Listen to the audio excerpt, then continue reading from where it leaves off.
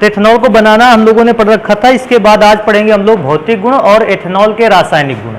Ethanol का मतलब ethyl alcohol किस किस प्रकार की रासायनिक अभिक्रियाएं करता है और इसके भौतिक गुण क्या क्या हैं। तो सबसे पहले बेटा हम लोग पढ़ेंगे एथेनॉल के भौतिक गुण क्या क्या हैं। तो मैं इसके फिजिकल प्रॉपर्टी को लिख देता हूं। एथेनॉल के भौतिक गुण, वैसे सब लोग जानते हो कि एथेनॉल अगर देखा जाए तो शराब वगैरह पर पाया जाता है, और इस हिसाब से मैं चेक करूं तो एथेनॉल एक प्रकार का क्या है, द्रव पदार्थ है। तो सबसे पहली बात तो यह है कि एथेनॉल सबसे फर्स्ट नंबर पर मैं चेक करूं कि एथेनॉल जो है यह एक कैसा पदार्थ है, द्रव पदार्थ।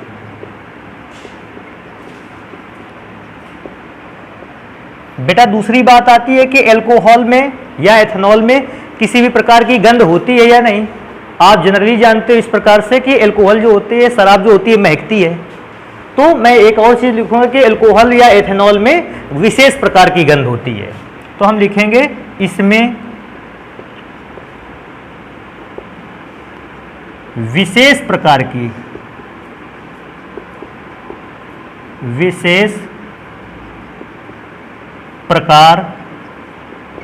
की गंध होती है। अच्छा, एथेनॉल में ही नहीं, इसको ऐसे भी समझ सकते हैं बेटा, जितने भी अल्कोहल मिलेंगे आपको, चाहे वो मेथिल अल्कोहल मिलता, एथिल अल्कोहल मिलता या अन्य भी कोई अल्कोहल मिलेगा, तकरीबन सब अल्कोहल महकते हैं और सब अल्कोहल की महक लगभग सिमिलर टाइप में होती है। थोड़ा बहुत डिफरेंस रहता है, लेकिन लगभग जितने भी अल्कोहल होते हैं सारे के सारे एक ही तरह की लगभग गंध देते हैं। हाँ, ये जरूर है कि मेथिल अल्कोहल की गंध थोड़ी सी अलग होगी, उससे थोड़ी सी डिफरेंट होगी एथिल अल्कोहल की, लेकिन अगर मैं चेक करूं तो ओवरऑल लगभग सारे के सारे अल्कोहल गंध देते हैं। तो इस बात को भी ध्यान रखना है। इसमें तो मैं केवल एथेनॉल की बात बता रहा हूं कि गंध देता है, लेकिन जितने भी अल्कोहल हैं लगभग सभी गंध देते हैं। आपने देखा होगा कभी कभी क्या होता है, स्कूलों में प्रयोगशाला में एक स्पिरिट लैंप आती है, एक कांच का या पीतल का दिया होता है, उसमें कोई नीले कलर का लिक्विड भर देते हैं, या डॉक्टर्स के यहाँ एक स्पिरिट रखी होगी, इंजेक्शन लगाने से पहले वो रुई को स्पिरिट में भिगोते हैं और इससे त्वचा की सतह को साफ करते हैं और फिर इंजेक्शन लगाते हैं, वो भी स्पिरिट है। अगर आप देखोगे वो भी महकता है। तो जितना भी अल्कोहल है लगभग हर एक अल्कोहल गंध देता है। हाँ, ऐसा भी लोग कह देते हैं कि अल्कोहलों में जो गंध होती है उस गंध को हम एक विशेष नाम से जानते हैं, कहते हैं ये गंध कहलाती है एल्कोहलिक गंध।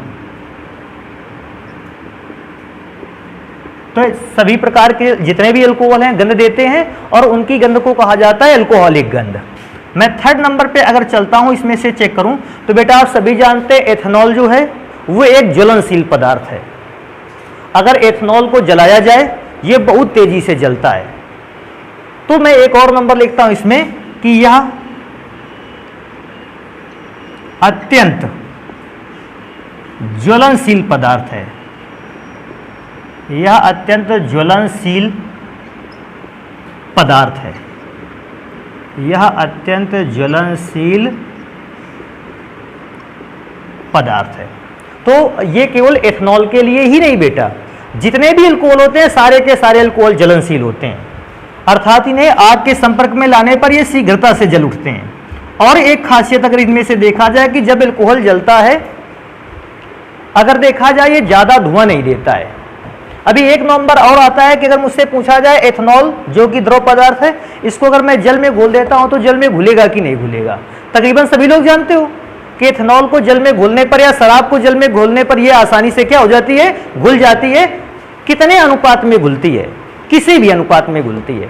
किसी भी अनुपात का मतलब है, जैसे मैं आपको एक एग्जाम्पल दूं, जैसे मैंने एक एग्जाम्पल सेट कर रखा है कि 250 ग्राम शक्कर को आप 1 लीटर जल में घोल सकते हो। अगर 250 ग्राम शक्कर से ज्यादा ले लेते हो तो वो वाटर पे डिसॉल्व होने वाली नहीं। आप ही खुद सोचो, अगर आपको 1 लीटर जल दे दिया, उसमें शक्कर को घोलने के लिए कहा जाए, एक शक्कर की निश्चित मात्रा ही तो घोल सकते हो। इससे ज्यादा जब शक्कर को घोलोगे तो प्रॉब्लम क्या आएगी, फिर शक्कर घुलना क्या कर देगी, बंद कर देगी। तो अगर हमसे पूछेगा किस रेशियो में घुलते, तो हम बताएंगे 250 ग्राम प्रति लीटर के रेशियो में शक्कर जो होती है वो जल पर क्या हो जाती है, घुल जाती है। लेकिन जब मैं वही 250 ग्राम से ज्यादा शक्कर को आप 1 लीटर जल में नहीं घोल सकते हैं, इसके अकॉर्डिंग। लेकिन जब कभी एथेनॉल की बात होने लगे तो एथेनॉल की चाहे आप 250 ml की मात्रा ले लो, चाहे 300 ml की मात्रा ले लो, चाहे जितनी मात्रा ले लो, चाहे 100 लीटर एल्कोहल ले लो, 1 लीटर जल ले लो, फिर भी पूरा का पूरा एल्कोहल उस जल में क्या हो जाएगा, घुल जाएगा। मतलब जब एल्कोहल को जल में घोला जाता है, पदार्थों की मात्राओं का कोई बंधन होता नहीं है, चाहे जितनी ज्यादा से ज्यादा मात्रा को आप क्या कर सकते हो, घोल सकते हो। तो मैं एक नंबर और लिखूंगा, यह जल में किसी भी अनुपात में घुलनशील है, किसी भी अनुपात में घुलनशील है, किसी भी अनुपात में घुलनशील। किसी भी अनुपात में घुलनशील का मतलब चाहे आप एल्कोहल ज्यादा ले लो, वाटर कम ले लो, और चाहे वाटर को ज्यादा अमाउंट में ले लो, एल्कोहल को कम अमाउंट में ले लो, चाहे जितना कम ज्यादा मिलाओगे लेकिन पूरा का पूरा एल्कोहल जल में घुल जाएगा। अभी बात आती है इसका रीजन कि आखिर ये जल में घुलता क्यों है। तो बेटा जल में घुलने के लिए मैं इसको लिख सकता हूं, इसका मुख्य रीजन कौन सा बॉन्ड है, हाइड्रोजन बॉन्ड। अब बेटा मैं थोड़ा सा इस बात को क्लियर कर देता हूं कि जब भी कोई मॉलिक्यूल चाहे वो एल्कोहल का हो, वो अगर जल में घुलता है तो उसका अगर प्रमुख रीजन हाइड्रोजन बॉन्ड है, तो एल्कोहल और जल के अणु के बीच में हाइड्रोजन बॉन्ड क्यों बनता है और किस सिचुएशन पर बनता है, इसको चेक करेंगे। जैसे बेटा उसके लिए मेरे पास एक मॉलिक्यूल होना चाहिए जल का और एक मॉलिक्यूल होना चाहिए एल्कोहल का। तो मैं एक एल्कोहल का मॉलिक्यूल लिखे देता हूं, एल्कोहल का formula C2H5 single bond O single bond H। अब मैं जस्ट इसी के पास लिखे देता हूं वाटर मॉलिक्यूल। अच्छा H वाटर मॉलिक्यूल का फॉर्मूला जानते होगे, H single bond O single bond H।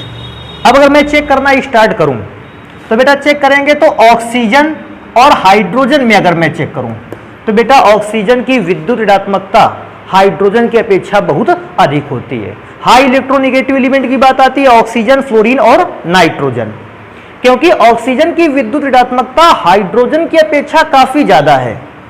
Oxygen और हाइड्रोजन के बीच में बनने वाला बॉन्ड ऑक्सीजन द्वारा ज्यादा ताकत से खींचा जाएगा, ज्यादा प्रबल रूप से आकर्षित किया जाएगा, और हाइड्रोजन द्वारा यह बॉन्ड दुर्बल आकर्षित किया जाएगा। अच्छा उसका भी रीजन है, क्यों ऑक्सीजन ज्यादा क्यों आकर्षित करता है, क्योंकि इसकी इलेक्ट्रॉन नेगेटिविटी अर्थात विद्युत ऋणात्मकता ज्यादा है।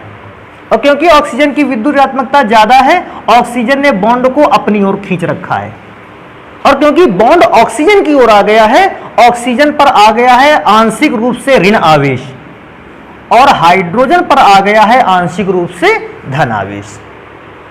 अब आंशिक रूप से ऋण आवेश, आंशिक रूप से धन आवेश क्या है, बॉन्ड जितना ज्यादा ऑक्सीजन की ओर खिसकता जाएगा, ऑक्सीजन पर उतना ही अधिक ऋण आवेश आता रहेगा, और उतना ही हाइड्रोजन के पास कैसा आवेश आता रहेगा, धन आवेश। लेकिन जब बॉन्ड कंप्लीटली ट्रांसफर होकर ऑक्सीजन के पास आ जाए, पूरी तरीके से आ जाए, तो बेटा ऑक्सीजन पर पूर्ण ऋणावेश और हाइड्रोजन पर पूर्ण धनावेश। लेकिन हाइड्रोजन बॉन्ड बनाते समय इस बात को याद रखना है, बॉन्ड केवल ऑक्सीजन की ओर खिसकता है, टूटता नहीं है।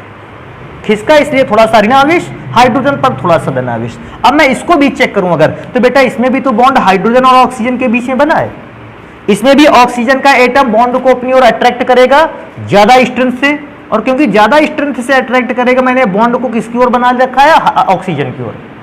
ऑक्सीजन फिर से थोड़ा सा ऋण आवेश रखेगा, क्योंकि ऑक्सीजन ने बॉन्ड खींच लिया अपनी ओर, और हाइड्रोजन पर थोड़ा सा कैसा आवेश आ गया, प्लस चार्ज आ गया। ये एल्कोहल का अणु हो गया, ये जल का अणु हो गया। अब एल्कोहल के अणु और जल के अणु में मैं चेक करूं तो एल्कोहल के अणु के ऑक्सीजन परमाणु पर हल्का सा ऋणावेश है, और हाइड्रोजन परमाणु पर, अगर मैं जल के हाइड्रोजन परमाणु पर चेक करूं, इस पे थोड़ा सा कैसा आवेश है, धनावेश। तो होता क्या है, ये ऑक्सीजन ऋणावेशित ऑक्सीजन जल के हाइड्रोजन को क्या करने लगता है, अट्रैक्ट करने लगता है। इस पर ऋणावेश है, यह धनावेशित परमाणु को अपनी ओर क्या करने लगता है, आकर्षित करता है। सेम प्रोसीजर तो यहां भी लग रहा होगा। ये ऑक्सीजन क्योंकि नेगेटिव चार्ज है, इस हाइड्रोजन की अपनी ओर क्या करेगा, अट्रैक्ट करेगा। इस तरह से एल्कोहल के अणु और जल के अणुओं के बीच ये जो डैश डैश लाइन आपको दिख रही है, ये डैश डैश लाइन एक प्रकार के आकर्षण बल को दिखा रही है जो आंशिक रूप से ऋणावेशित और आंशिक रूप से धनावेशित परमाणुओं के बीच बन रहा है। इस आकर्षण बल को ही कहते हैं हाइड्रोजन बॉन्ड। ज्यादातर मामले में मैं इसलिए भी मैंने बता दिया क्योंकि बहुत लोग इस बॉन्ड को हाइड्रोजन बॉन्ड पढ़ते हैं। तो बेटा वो हाइड्रोजन बॉन्ड नहीं है। हाइड्रोजन बॉन्ड क्या है? एल्कोहल के ऑक्सीजन और जल के हाइड्रोजन परमाणु के बीच बना बॉन्ड, या फिर एल्कोहल के हाइड्रोजन और जल के ऑक्सीजन परमाणु के बीच बना बॉन्ड क्या कहलाता है? Hydrogen bond. अभी आप सोचो अगर दोनों के मध्य आकर्षण बल होगा तो ये दोनों एक दूसरे के कैसे आएंगे? समीप आएंगे, और एक दूसरे के समीप आने पर एल्कोहल का अणु जल के अणु में क्या हो जाएगा? घुल जाएगा। तो जब कभी हम पूछते हैं इस चीज को कि एल्कोहल में ऐसी क्या खासियत है कि वो जल में घुलता है, तो आप बताओगे एल्कोहल का अणु जल के अणु के साथ कौन सा बॉन्ड तैयार करता है? हाइड्रोजन बॉन्ड तैयार करता है। इसलिए एल्कोहल और जल के अणु के मध्य आकर्षण बल क्या हो जाता है? बढ़ जाता है। आकर्षण बल बढ़ने के कारण ये एक दूसरे में मिल जाते हैं और इस प्रोसेस को हम कहते हैं कि हमारा एल्कोहल का अणु कहां पर घुल गया? जल में घुल गया। अब इसमें से सोचने वाली बात है, अगर इन अणुओं के मध्य हाइड्रोजन बॉन्ड ना बने तो फिर बेटा एल्कोहल का अणु जल में घुलता भी नहीं। बिकॉज रीजन है कि फिर जब ऑक्सीजन और हाइड्रोजन के बीच जो बॉन्ड बनता वो बहुत कमजोर होता, और उस कमजोर बॉन्ड के कारण एल्कोहल जल में फिर घुलता नहीं, क्योंकि हाइड्रोजन बॉन्ड एक सामान्य वान डेर वाल्स फोर्स की अपेक्षा ज्यादा प्रबल है। हाइड्रोजन बॉन्ड अणुओं को ज्यादा ताकत से खींचता है, इसलिए एल्कोहल का अणु जल में क्या हो जाता है? घुल जाता है। तो ध्यान रखना है, जैसे कभी क्वेश्चन भी आता है, कहता है कोई भी एल्कोहल जल में घुलनशील है, किसी एल्कोहल के विषय में पूछ लेता है, तो आप बताओगे अगर कोई भी एल्कोहल जल में घुलनशील है तो उसका रीजन क्या है? तो बड़ी आसान सा रीजन है, क्या बताओगे? एल्कोहल के अणु और जल के अणु को आपस में मिलाने पर इन दोनों अणुओं के मध्य कौन सा बॉन्ड बनता है? हाइड्रोजन बॉन्ड बनता है, और इस हाइड्रोजन बॉन्ड के बनने के कारण एल्कोहल का अणु जल के अणु में क्या हो जाता है? घुल जाता है। तो इस बात को ध्यान रखना है। और एक मैं अगर और नंबर पे आ जाऊं, नेक्स्ट 5th नंबर पे, ये भी इंपॉर्टेंट चीज है, हाइड्रोजन बॉन्ड पे ही रहेगी ये वाली बात भी, तो मैं नेक्स्ट नंबर लिखता हूं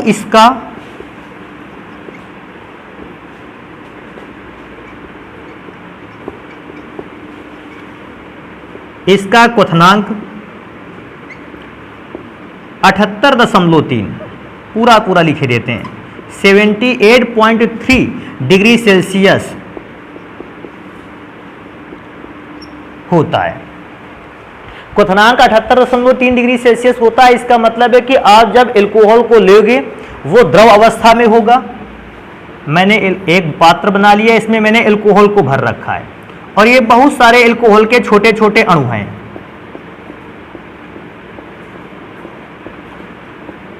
अच्छा, एल्कोहल के छोटे छोटे अणु एक दूसरे के साथ हाइड्रोजन बॉन्ड बना के एक दूसरे से जुड़े हुए हैं। सारे के सारे अणु, एल्कोहल में जितने भी अणु हैं ऑक्सीजन हाइड्रोजन है, दूसरे अणु भी होगा एल्कोहल का, उसमें भी ऑक्सीजन हाइड्रोजन होगा, तीसरा अणु होगा उसमें भी ऑक्सीजन हाइड्रोजन होगा। इसका मतलब सारे अणुओं में अगर हाइड्रोजन ऑक्सीजन है तो सारे अणुओं के मध्य भी हाइड्रोजन बॉन्ड कार्य कर रहा होगा। अभी क्या करना है? क्वथनांक का मतलब होता है आपको अणुओं के बीच का बॉन्ड क्या कर देना है? तोड़ देना है। जब भी कभी किसी पदार्थ के क्वथनांक की बात आती है आप बाकी सब चीजों को भूल जाओ। क्वथनांक की बात आए, मैं एक बात बता दूं आपको, जनरली है ये, अगर दो अणुओं के बीच, दो अणु हैं और उनके बीच कोई स्ट्रांग फोर्स लग रहा है, बहुत प्रबल आकर्षण बल लग रहा है, तो इसका मतलब है इन दोनों अणुओं को एक दूसरे से अलग करने के लिए मुझे इसे एनर्जी भी कैसी देनी पड़ेगी? ज्यादा। स्ट्रॉन्ग बॉन्ड को ब्रेक करने के लिए उतनी ही हाई एनर्जी चाहिए होती है। अगर मैं इसको ज्यादा एनर्जी दूंगा तभी ये बॉन्ड ब्रेक होगा। तो इससे मैं एक और चीज समझता हूं कि ज्यादा एनर्जी कैसे दी जाए? ज्यादा टेम्परेचर बढ़ाकर, और क्योंकि बॉन्ड स्ट्रांग है ज्यादा एनर्जी चाहिए इसलिए हमें ज्यादा टेम्परेचर देना पड़ेगा, और जब ज्यादा टेम्परेचर देना पड़ेगा तो उस पदार्थ का क्वथनांक भी कैसा होगा? ज्यादा। लेकिन अगर कभी किन्हीं दो अणुओं के मध्य, मैंने मान लिया पहला अणु A है और दूसरा अणु B है, और इन दोनों अणुओं के बीच में एक वीक फोर्स लग रहा है, एक दुर्बल बंध बन रहा है, और दुर्बल बंध का मतलब है ये बॉन्ड आसानी से टूट जाएगा। मैं थोड़ा ही टेम्परेचर दूंगा ये बॉन्ड ब्रेक हो जाएगा।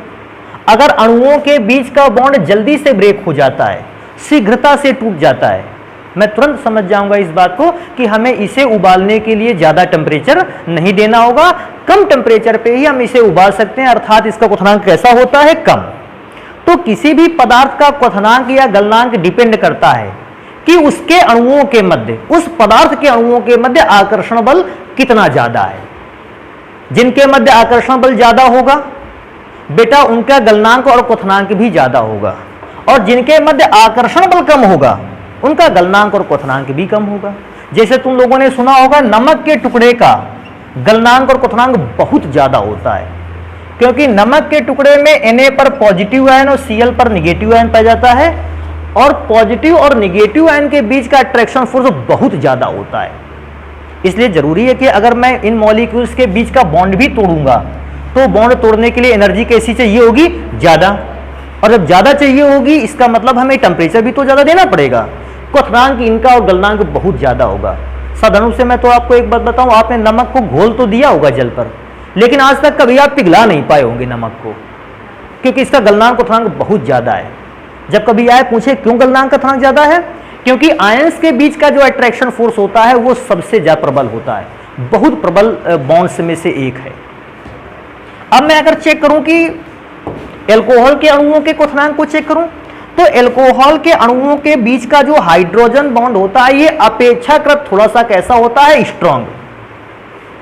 नॉर्मल मॉलिक्यूल में अगर देखा जाए तो वांडरवाल्स फोर्स पाया जाता है, वांडरवाल्स बंध पाया जाता है जो बहुत कमजोर होता है।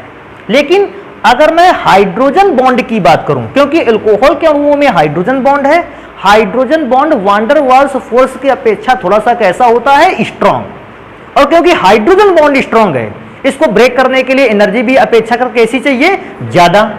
और जब बॉन्ड को तोड़ने के लिए एनर्जी ज्यादा चाहिए, तो एनर्जी ज्यादा कैसे हम प्रोड्यूस करेंगे, टेम्परेचर को बढ़ाकर। तो जनरली अगर मैं चेक करता हूं तो एथेनॉल का जो क्वथनांक होता है वो संगत एल्केनों की जगह थोड़ा सा कैसा होता है, ज्यादा। अब ये वाली बात थोड़ी सी कंफर्म कर लेनी चाहिए कि संगत एल्केन का मतलब क्या होता है। संगत एल्केन का मतलब बेटा ध्यान से समझिएगा, हमारे पास एक पदार्थ है एथेन, और उसी पदार्थ एथेन से मैंने एक और पदार्थ बनाया है एथेनॉल। अब पूछोगे कैसे बनाया, एक H हटा दिया और उसकी जगह पे एक OH क्या कर दिया, लगा दिया। तो मैं कहूंगा एल्केन, जैसे मुझे एथेन मिल गया, एथेन से ही बनाया गया एथिल एल्कोहल।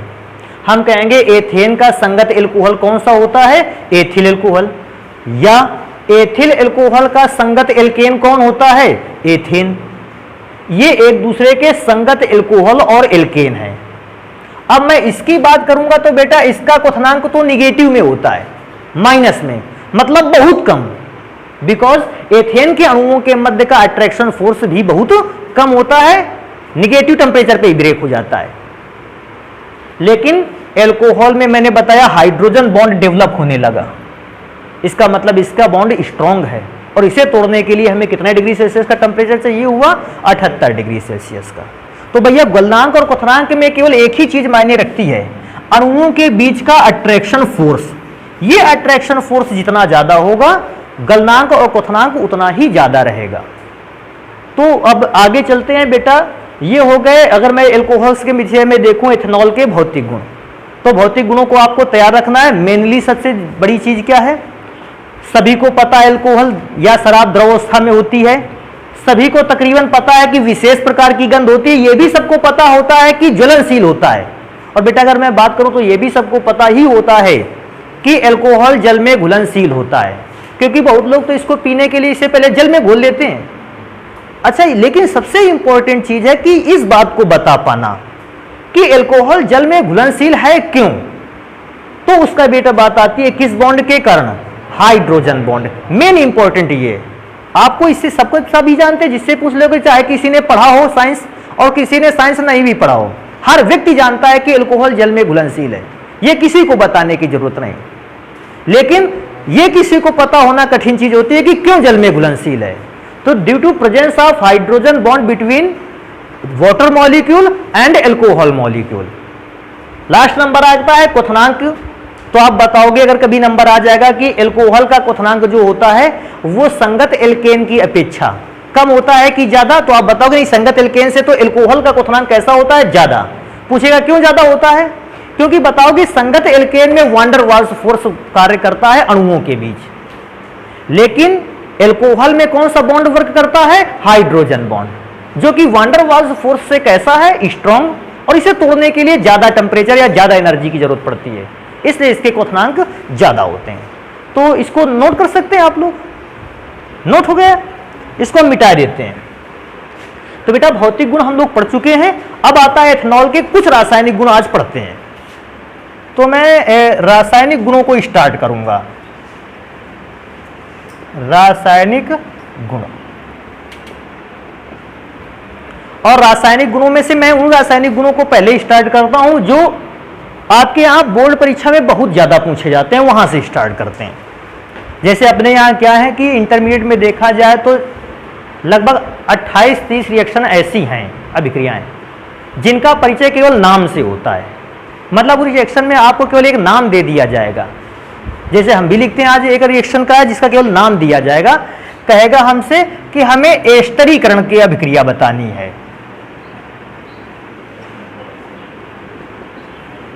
कुछ नहीं आएगा, बस इतना लिखाएगा एस्टरीकरण पर टिप्पणी लिखो, या लिख के आ जाएगा एस्टरीकरण क्या है। अब एस्टरीकरण क्या है, इसमें से और कुछ भी नहीं देगा, तो हमें इस बात को याद रखना है एस्टरीकरण होगा कैसे। बड़ी आसान से एस्टरीकरण तो आप घर में भी करा सकते हो। एस्टरीकरण कराने के लिए आप बेटा आपको कुछ केमिकल चाहिए, जैसे मैं सबसे पहले लिख दूं, पहला केमिकल है एसीटिक एसिड, उसी से बना भी एस्टरीकरण। एसीटिक एसिड को लेना है, फिर आपको एथेनॉल लेना है, एथेनॉल को एथिल अल्कोहल भी कहते हैं जिसे, और बेटा आपको दोनों को मिलाकर हीट करना है। वैसे एसीटिक एसिड सबको मिल सकता है, घरों में सिरका होता है, सिरके में 7 से लेकर 10% तक एसीटिक एसिड होता है, बाकी का 90% से 93% तक वाटर या अन्य कंपोनेंट होते हैं। तो घरों के सिरके में एसीटिक एसिड केवल पर कितने परसेंट होता है, 7 से 10%। एथेनॉल शराब में मिलता है, मैंने क्या किया, दोनों को मिलाया और हीट किया, और इसमें से एक रिएजेंट का इस्तेमाल किया जिसका नाम था H2SO4। अब बात आएगी सर जी H2SO4 को क्यों इस्तेमाल रखा, अभिक्रिया तो दोनों कर सकते हैं। तो बेटा H2SO4 एक ऐसा पदार्थ है जिसे हम निर्जलीकारक की श्रेणी में डालते हैं। निर्जलीकारक पदार्थ कौन सा होता है, वो पदार्थ जो जल के अणुओं को क्या कर सके, अवशोषित कर सके, निकाल सके। आपने देखा होगा बहुत सारी जगहों पर ऐसा भी होता है, कुछ पदार्थ नमी को सोख लेते हैं। जैसे आप कहीं पर पानी गिर जाए, आप वहां पर चूने के टुकड़े को रख दो, सूखे टुकड़े को, आप जस्ट देखोगे कुछ देर बाद वहां से नमी पूरी तरह से गायब है, लेकिन वो नमी किस पर आ गई है, चूने के टुकड़े पर। तो चूने का टुकड़ा एक प्रकार का क्या है, निर्जलीकारक।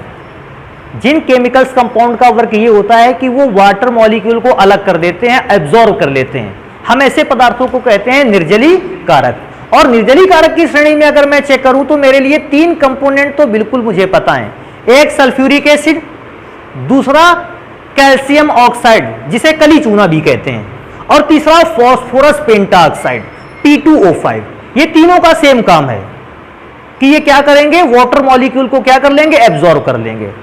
क्योंकि मुझे इनसे वाटर मॉलिक्यूल ही निकालना था, मैं गर्म भी कर देता तो भी जल का अणु अलग होता, लेकिन हो सकता है जब मैं इसे गर्म करता तो जल का अणु केवल 10% निकलता, लेकिन मुझे रिजल्ट में कितने अणु चाहिए, 90%, 95% चाहिए थे, अर्थात मुझे बहुत सारे जल के मॉलिक्यूल्स अलग करने थे। तो मैंने क्या किया, एक रिएजेंट का इस्तेमाल किया, जो रिएजेंट इन पदार्थों से जल के अणुओं को क्या कर लेगा, हटा लेगा। और बेटा हटाएगा कैसे, इसको आयनों में तोड़ सकते हैं। This is acetic acid. अगर ये एसिड है तो इसने H पर कैसा आयन दिया होगा, प्लस आयन, और बाकी के बचे हुए पर माइनस आयन। क्योंकि अगर आप किसी भी केमिकल को निगेटिव और पॉजिटिव आयंस में ब्रेक करना जानते हो, रसायन विज्ञान पे आप बहुत बड़ा वर्क कर सकते हो।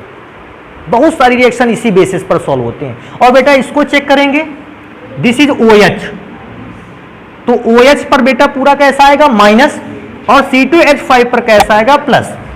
आसानी से बेटा H किससे रिएक्शन करेगा? अगर H OH से रिएक्शन करेगा, मैं थोड़ा सा दूर लिखता हूं H2O, H और OH मिला, वाटर मॉलिक्यूल बनाए। बेटा यहां क्या बच रहा है?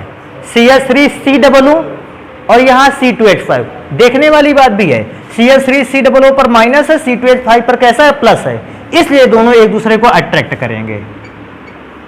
CH3COOC2। पिछली क्लास में हम लोगों ने इस बात को पढ़ा था, एसिड का अणु केवल ऐसा होता है जिसमें नेगेटिव आयन पहले लिखा जाता है, पॉजिटिव आयन। बाकी हर एक अणु में पॉजिटिव आयन पहले लिखा जाता है और नेगेटिव आयन बाद में। बेटा इसका नाम भी पढ़ने का नंबर आएगा, तो बेटा C2H5 को आप एथिल कहते हो, ये एथिल हो गया। और बेटा अगर ये पार्ट देखा जाए, एसिटिक अम्ल से टूट कर आया है, इसका नाम एसीटेट रहेगा, एथिल एसी। ये ध्यान रखना है कि जब भी कभी एसिड से टूटा हुआ नाम आएगा, नाम के लास्ट में एट लगा देना है। नाम के लास्ट में क्या लगा देना है? एट। अरे ये वाला एट नहीं, ये वाला एट लगा देना है। सल्फ्यूरिक अम्ल से टूटा होता तो मैं पहले भी बता चुका हूं, सल्फेट लगा देते। फॉस्फोरिक अम्ल से टूटा होता फॉस्फेट। बोरिक अम्ल से टूटा होता बोरेट। और फिर मैं तो कितने बताऊं, बहुत सारे एसिड हैं, सब में लगता रहेगा। कार्बोनिक अम्ल से टूटेगा तो कार्बोनेट। तो ये बेटा हो गया ईस्टरीफिकेशन रिएक्शन या ईस्टरीकरण। और ईस्टरीकरण रिएक्शन में मैं लिख कैसे सकता हूं, अगर मुझे ये बतानी होगी बात, तो हम बताएंगे कि जब H2SO4 की उपस्थिति में, सल्फ्यूरिक अम्ल की उपस्थिति में आपने किस किस कंपाउंड को लिया? एसीटिक अम्ल और एथेनॉल। एसीटिक अम्ल और एथेनॉल को मिलाकर गर्म करते हैं, मिलाकर गर्म करते हैं, एस्टर का निर्माण होता है। एस्टर का निर्माण, ध्यान रखना बेटा, ये कृत्रिम सेंट का भी फॉर्मूला है। कृत्रिम सेंट का मतलब मैंने बताया था ना, सेंट दो प्रकार के होते हैं, पहला प्राकृतिक और दूसरा कृत्रिम। प्राकृतिक तो आज के समय में मिलने से रहा, मतलब ऐसा नहीं कि आता नहीं है, प्राकृतिक भी आता होगा, लेकिन आज के युग में अगर मैं देखूं तो लगभग कृत्रिम सेंट ही चलते हैं। तो वो उसका भी फॉर्मूला है, इसी से बनाया जाता है सेंट वगैरह। तो एथिल एसीटेट को इस मामले में भी ध्यान रखना है कि एथिल एसीटेट सुगंधित पदार्थों का निर्माण करता है। तो ये फर्स्ट रिएक्शन हो गई एस्टरीकरण।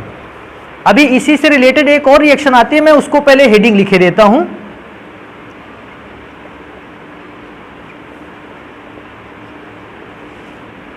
ऑक्सीकरण, या फिर इसी चीज को कह देता है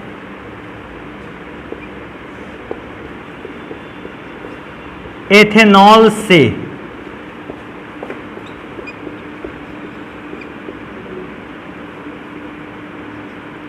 एसीटिक अम्ल। तो इसको देखते हैं नेक्स्ट। अगर मैं रासायनिक गुण देखता हूं एथेनॉल का, तो इसको दो प्रकार से पूछ सकता है। पहले पूछ सकता है एथेनॉल का ऑक्सीकरण कराइए। अगर एथेनॉल का ऑक्सीकरण कराने के लिए कहता है तो भी ये रिएक्शन लिखनी है। हाँ, एक चीज और कह देता है एथेनॉल से क्या प्राप्त करना है आपको? एसीटिक अम्ल, तो भी आपको ये रिएक्शन लिखनी है। इन दोनों जगह पर एक ही रिएक्शन आने वाली है। तो इस हिसाब से भी बहुत पूछा जाता है कि एथेनॉल से एसीटिक अम्ल को कैसे प्राप्त करेंगे। और ऐसे भी आ जाता है क्या होता है जब एथेनॉल का क्या कराया जाता है? ऑक्सीकरण। तो मैं चेक करता हूं एथेनॉल का ऑक्सीकरण कैसे बनता है? एसीटिक अम्ल। तो बेटा मैं रिएक्शन अगर लिखूंगा तो मैं कैसे लिखूंगा? सबसे पहले एथेनॉल का फॉर्मूला। एथेनॉल का फॉर्मूला बेटा होता है C2H5OH, लेकिन आज थोड़ा सा सही इसको करते हैं। प्रॉब्लम कोई नहीं है, मैं अगर उसको लिखना चाहूंगा तो मैं C2H5OH से भी रिएक्शन को बता दूंगा, लेकिन इससे क्या, इससे आप अच्छा समझोगे। और इसका हमें क्या करवाना है? ऑक्सीकरण। ऑक्सीकरण कराने के लिए ऑक्सीजन की आवश्यकता होती है, लेकिन ऑक्सीजन एक धीमा ऑक्सीकारक है। इसका ऑक्सीकरण अगर बेटा हम नवजात ऑक्सीजन के थ्रू करवाएं तो ये अच्छा ऑक्सीकारक है। लेकिन अब नवजात ऑक्सीजन का मतलब होता है ताजा बनी हुई ऑक्सीजन गैस। और कोई पूछता भी नवजात ऑक्सीजन क्या है, ताजा बनी हुई ऑक्सीजन। नवजात हाइड्रोजन का मतलब ताजा बनी हुई हाइड्रोजन। अच्छा, ताजा बनी हुई ऑक्सीजन, इसका मतलब इसको बनाया गया होगा ताजा। तो ताजा कैसे बनाया गया होगा इसको, हमारे पास दो केमिकल थे K2Cr2O7 एंड H2SO4। मैंने इन दो केमिकल्स को मिलाया आपस में, और जैसे ही मिलाया तो ताजा ऑक्सीजन गैस बनी, ताजा ऑक्सीजन बनी। और मैंने उस ताजा ऑक्सीजन की अभिक्रिया किससे करा दी, एथेनॉल से। तरीका बिल्कुल आसान है बेटा, जैसे रिएक्शन होगी H2O को लेके अलग हो जाएगा। बेटा अगर H2O को लेके अलग हो जाएगा तो क्या बनेगा, H2O। मैं H2O को तीर के निशान के नीचे लिखे देता हूं, वो भी कौन से सिंबल के साथ, माइनस। इसका मतलब यहां से जो जल अलग हुआ है मैंने उसको अलग निकाल के यहां रख लिया है। अच्छा सोचो, अगर आपने H2O को यहां से अलग किया, बचा क्या है आपके पास, CH3CHO। आपके पास बचने वाला कंपाउंड है CH3CHO। अब बेटा CH3CHO को आप एक और नाम से जानते हो, एसीटैल्डिहाइड। इसको ध्यान रखना, मैं लिखता नहीं हूं नाम, इसका नाम है एसीटैल्डिहाइड, या फिर इसका एक और नाम है एथनल। डिफरेंस क्या है, C2H5OH एथेनॉल है, और ये क्या है, एथेनल या एसीटैल्डिहाइड भी इसको कहते हैं। बेटा अभी एसिटिक अम्ल तो बना नहीं, अभी इसका और ऑक्सीकरण होगा। तो मैं ऑक्सीकरण कराने के लिए दोबारा से नवजात ऑक्सीजन को यूज करूंगा, और वो नवजात ऑक्सीजन बनाने के लिए मैंने K2Cr2O7 और H2SO4 को मिलाया। आप कहोगे सर जी क्या दोबारा इसको मिलाना पड़ा, ना बेटा, एक बार जैसे आप K2Cr2O7 मिला दोगे वो अपने आप नवजात ऑक्सीजन देता रहेगा टाइम टाइम पर। मतलब जैसे मैंने दोबारा यहां लिख दिया, आपके मन में आया कि सर जी क्या दूसरी बार मिलाया गया, वरना एक बार जैसे आपने K2Cr2O7 H2SO4 को मिलाया, ये अपने आप धीरे धीरे नवजात ऑक्सीजन देता रहेगा और अभिक्रिया होती रहेगी। अब रिएक्शन करवाते हैं बेटा, ये O इस O के साथ जुड़ जाएगा, बचेगा कौन, मैं अगर चेक करूं CH3C और बेटा अगर चेक करो O दो हो गए हैं अब, और लास्ट में H है तो CH3COOH। ये एसिटिक अम्ल बनकर तैयार हुआ।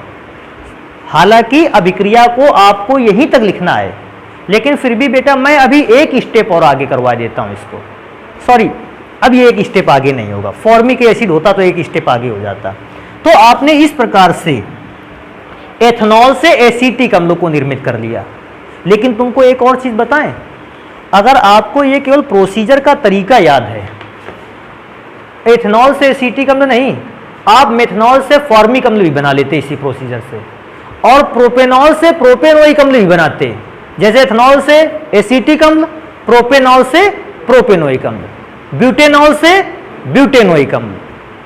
और अगर मैं चेक करूं अगर, तो थोड़ा सा आपको इंफॉर्मेशन देना चाहूंगा कि अगर आपके पास प्रोपेनॉल होता, बेटा प्रोपेनॉल का फॉर्मूला क्या रहता, CH3CH2CH2OH, और प्रोपेनॉल से कह देता प्रोपेनोइक एसिड, सेम प्रोसीजर था।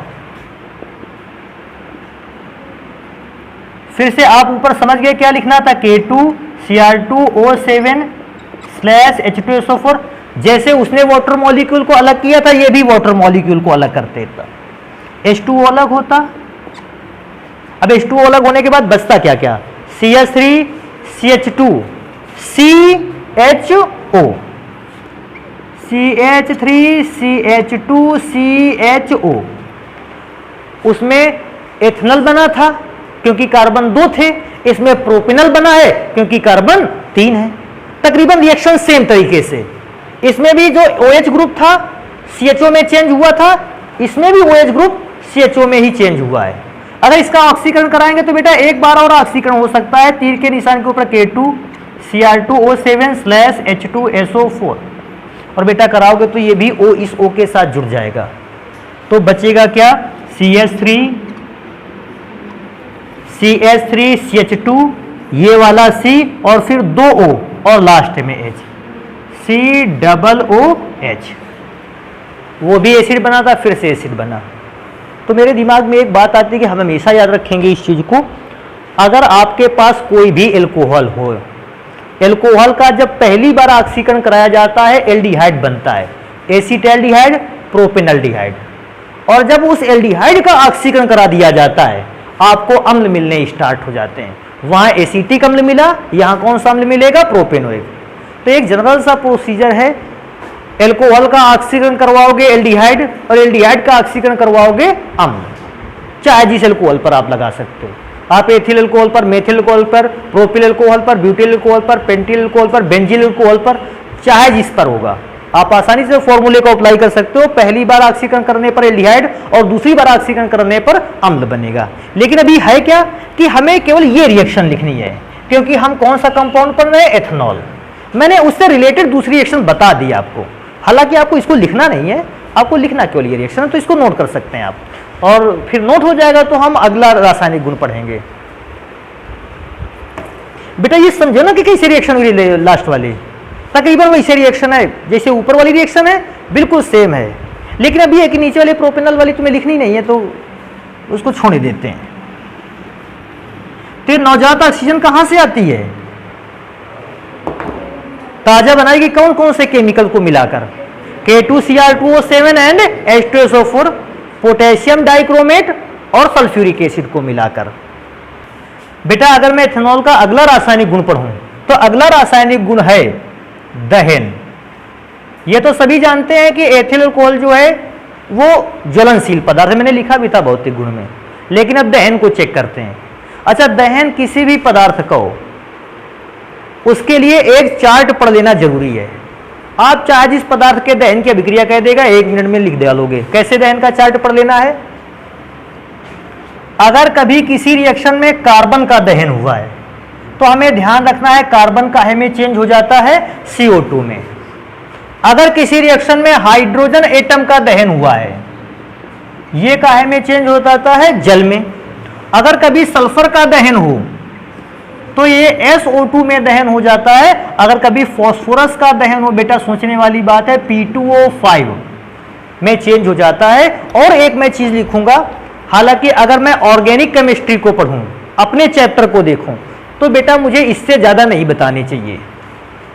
लेकिन अभी आप ध्यान रखो कि शायद अगर कभी अन्य भी केमिकल्स पे जरूरत पड़ जाए, जैसे अगर कोई धातु हो और उसका दहन कर दिया जाए, तो फिर बेटा ध्यान देने वाली बात है, तो धातु ऑक्साइड बनेगा। धातु ऑक्साइड का मतलब सर जी अगर सोडियम को जलाया जाएगा तो क्या बनेगा? Sodium oxide. पोटेशियम को जलाया गया, पोटेशियम ऑक्साइड, या अन्य लिथियम को जलाया जाएगा तो लिथियम ऑक्साइड।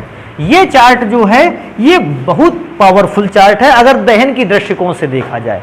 जितनी भी जलाने वाली अभिक्रियाएं हैं पदार्थों को, इन्हीं चार्ट से सॉल्व होनी है। जैसे मेरे पास क्या है कि हमें किसका दहन करवाना होगा? एथेनॉल का। C2H5OH, हमें इसका दहन करवाना है। वैसे तो आप सभी जानते हो दहन के लिए ऑक्सीजन गैस की आवश्यकता होती है। जब तक आपके पास ऑक्सीजन गैस नहीं है, ऑक्सीजन गैस न होने पर आप किसी पदार्थ को जला नहीं सकते, केवल एक चीज को छोड़कर। मैग्नीशियम का जो वायर होता है, तार, ये नाइट्रोजन की गैस की उपस्थिति में जलने लगता है। बाकी अगर आप पदार्थों को देखोगे तो हर एक पदार्थ को जलाने के लिए ऑक्सीजन गैस की आवश्यकता होती ही है, और हर जलते हुए पदार्थ को बुझाने के लिए कार्बन डाइऑक्साइड गैस की आवश्यकता होती है। फिलहाल क्योंकि हमें दहन करना है, अगर आप किसी पदार्थ के साथ ऑक्सीजन लिखाते हो, इसका मतलब पदार्थ को क्या किया गया है? जलाया गया है। क्योंकि without support of oxygen gas आप किसी भी पदार्थ को तो जला ही नहीं सकते हैं। कभी कभी तो ऑक्सीजन की प्रेजेंस को चेक किया जाता है पदार्थ को जलाकर। आप किसी बाय चांस किसी खान पर गए या किसी गहराई वाले क्षेत्र पर गए और आपको पता करना है यहाँ ऑक्सीजन की अमाउंट कैसी है, तो आप वहाँ पर किसी पदार्थ को जलाकर चेक करो। अगर पदार्थ जल रहा है तो इसका मतलब है ऑक्सीजन गैस अवेलेबल है, और पदार्थ नहीं जल रहा है तो ऑक्सीजन गैस अवेलेबल नहीं है। पुराने समय में जैसे कोई जानवर खेतों में बने पुराने कुएं पर गिर जाता था, तो जब ये नंबर आता था कि कोई व्यक्ति जाए उसको नीचे से निकाल कर लाए, तो पहले ऑक्सीजन गैस की प्रेजेंस चेक की जाती थी। क्या चेक की जाती थी? कपड़े का एक टुकड़ा लिया, मिट्टी के तेल पे भिगोया, उस पर आग लगाई और उसको ऊपर से कुएं के अंदर छोड़ दिया। अगर वो जलता हुआ नीचे पहुंच गया और जल रहा है, इसका मतलब नीचे ऑक्सीजन गैस है और किसी भी व्यक्ति को अब वहां उतारा जा सकता है और वो उस जानवर को ले आएगा। लेकिन अगर बीच में ही बुझ गया, इसका मतलब जहां तक जलता गया वहां ऑक्सीजन गैस थी, इसके नीचे ऑक्सीजन गैस नहीं है। और ऐसी जगहों पर फिर वो जानवर चाहे मर जाए लेकिन किसी भी व्यक्ति को नीचे नहीं उतारा जाया करता था। तो किसी भी पदार्थ को जलाने के लिए कौन सी गैस चाहिए? ऑक्सीजन। मेरे पास कंपोनेंट कौन कौन से हैं जलाने? ये तो जलाने के लिए जरूरी है, जलेगा ये पदार्थ। कार्बन बेटा काहे में चेंज होता है? CO2 में।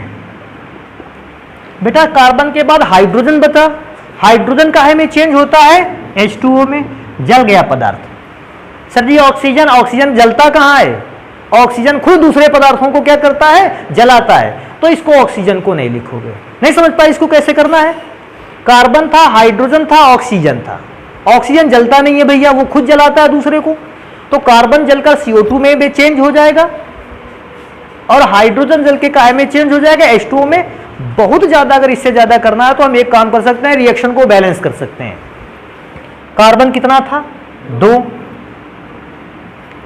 हाइड्रोजन 5 और 1 6। तो बेटा इसमें से 3 का मल्टीप्लाई कर दिया। अभी ऑक्सीजन को चेक कर लेते हैं, उस साइड पे चेक करना। ऑक्सीजन 3 और 2 दूना 4 7। 7 में से 1 ये लिखा है। अगर मैं 3 का गुणा कर दूं तो 3 दूनी 6 और 1 7। अगर चाहे तो बैलेंस कर सकते हैं। बाकी इंटरमीडिएट कोर्स में रिएक्शन को बैलेंस करना बिल्कुल मायने नहीं रखता। हाँ तभी बैलेंस करिए जब आपसे कहेगी बैलेंस करो उसको, नहीं कोई बैलेंसिंग की जरूरत पड़ती नहीं। एक एग्जाम्पल के लिए अगर मैं देखूं, क्या आप इसका दहन करवा सकते हो? C2H5SH कार्बन जलकर क्या बनाएगा? CO2। हाइड्रोजन H2O बनाएगा और सल्फर क्या बनाएगा? SO2। प्रॉब्लम तो मेरे ख्याल से कोई रहने वाली नहीं है। अगर कोई भी कंपोनेंट आपको मिल जाए, मैं तो कहता हूं चाहे जो हो पदार्थ, मेरे पास एक पदार्थ पहले से अवेलेबल है सोडियम, मुझे इसे जलाना है तो सोडियम तो धातु है, काहे में चेंज हो जाएगी? Na2 सोडियम ऑक्साइड में। सोडियम को जलाकर सोडियम ऑक्साइड बना सकते हैं। अब क्या सोडियम ऑक्साइड को जला सकते हैं? नहीं, क्योंकि ये जलने के बाद ये पदार्थ बना है और आप एक बार जब पदार्थ जल गया उसको दोबारा जला नहीं सकते। तो इस बात को ध्यान रखना है। तो रिएक्शन मेरे ख्याल से सरल रही होगी एथिनॉल की। तो एथेनॉल के इस प्रकार से अगर दहन रिएक्शन को दिखाना होगा। एक और मैं रिएक्शन लिखता हूं, इसको ध्यान रखना है बेटा, ये भी नाम से ही आती है, एसिटिलीकरण। जैसे जस्ट 2 मिनट पहले हम लोगों ने एक रिएक्शन पढ़े थे एस्टरीकरण, और अब हमको पढ़नी है एसिटिलीकरण। एसिटिलीकरण अगर रिएक्शन को मैं चेक करूंगा तो बेटा एसिटिलीकरण रिएक्शन में से मुझे पदार्थ की अभिक्रिया करवानी होती है CH3COCl से, और किसकी? एथेनॉल से, क्योंकि रासायनिक गुण एथेनॉल के पढ़े जा रहे हैं, ये रिएक्शन में पक्का होगा। इसको कहते हैं एसिटिल क्लोराइड। इसके 2 नाम हैं, या तो आप इसे नाम दे सकते हो एसिटिल, क्लोरीन लगा है इसलिए क्लोराइड, या इसका बेटा एक और नाम है एथेनोइल क्लोराइड।